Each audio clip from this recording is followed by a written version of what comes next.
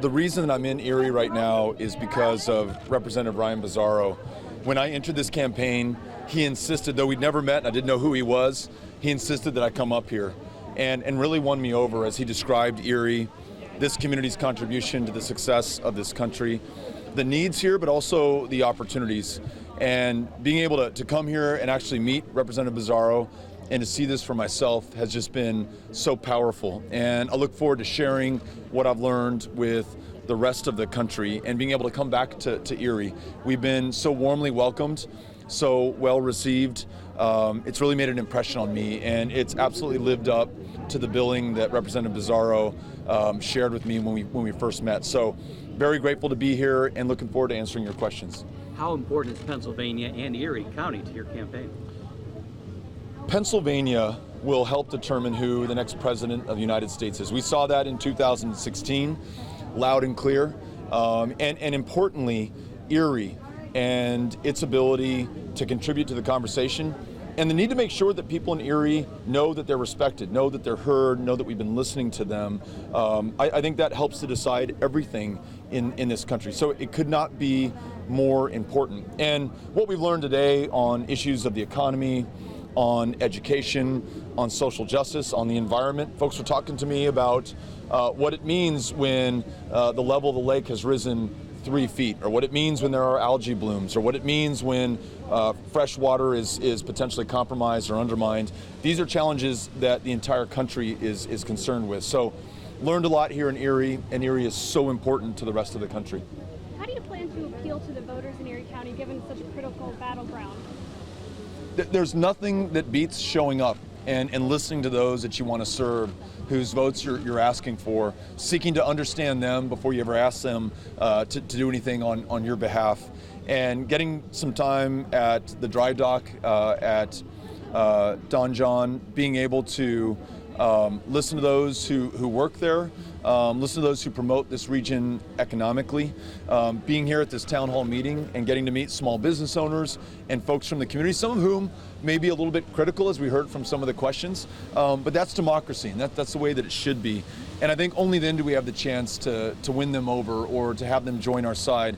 And we saw an example of this in Texas last year, where we won more votes than any Democrat had in the state's history.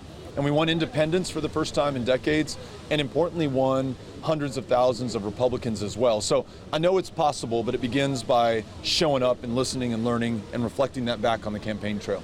Do you think that the Ukraine scandal might make the vice president a more vulnerable nominee?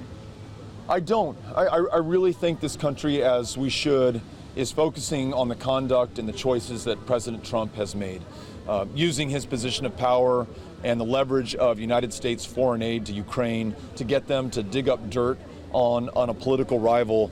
It has forced this constitutional question that I'm so grateful that the Congress of the United States is beginning to answer as they commence impeachment proceedings. So that's where I think the focus needs to be, and I think that's where the country is right now. Two protests, both of who represent very strong issues around here. One is abortion, one is open carry. How do you convince an area like Northwest Pennsylvania that overall you're the best candidate for them, even though they may have strong agreements on certain specific points? We're going to agree when it comes to standing behind public school teachers or making investments in education or economic development or a living wage, elevating the role that unions play. We may have some disagreements on gun safety. I truly believe that in a country that loses 40,000 lives to gun violence every year, we have no choice but to protect those lives through universal background checks, red flag laws, and an end to the sale of weapons of war. Some people are going to disagree, but what I have found is that even Republicans and gun owners, as well as Democrats and non-gun owners, know that this is the right thing to do. And we're seeing a majority in this country, we're even seeing a plurality in Texas support a mandatory buyback of AR-15s and AK-47s, because we understand that these weapons of war are too often turned against our fellow Americans, taking their lives in churches and synagogues, in school classrooms. And there's nothing right about that. And there's a way to preserve your ability to hunt, to protect yourself in your home while protecting our lives when we're out in public. Thank you for asking. How do you plan on appealing to college-age voters? We talked a lot today about making sure that higher education is affordable, that those who have accrued student loan debt can more easily repay that or have it wiped clean if they dedicate their lives to public service.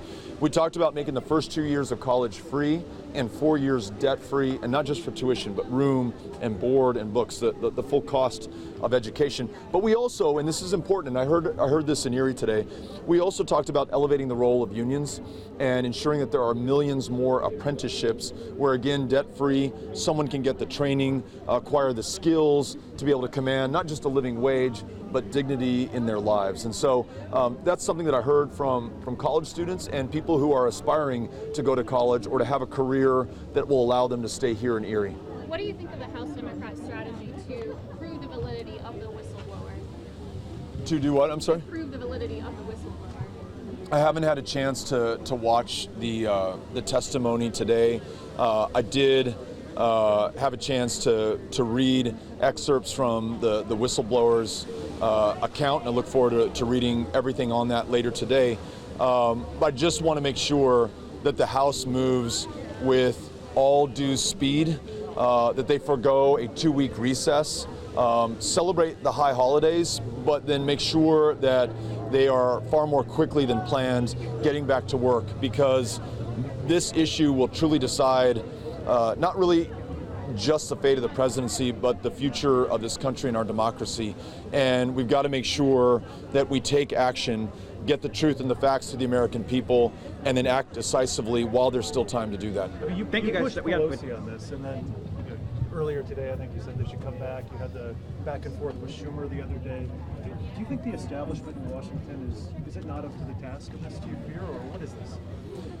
I don't think the establishment in Washington has the benefit of listening to people in Erie or El Paso or other communities that I frankly think are taken for granted, are forgotten more often than they are remembered, and want to make sure that what is urgent to them is reflected in our national politics and in the leadership in Washington, D.C.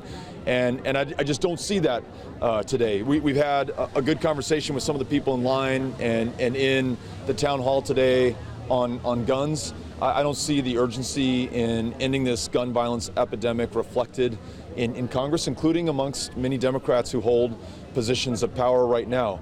I think it's taken us far too long to move forward on impeachment. Glad that we're beginning to do that, but now it must be met with the urgency that this situation demands and that the American people deserve. And this is all reflecting not just my point of view and what I think and what I care about, it's what I'm hearing from my fellow Americans. So I think the more we're in touch with the people of this country, the more that we listen to them, as we did today in this town hall, I think the more reflective our government is going to be, the more representative of this country our institutions will be. And I think that's an opportunity for us.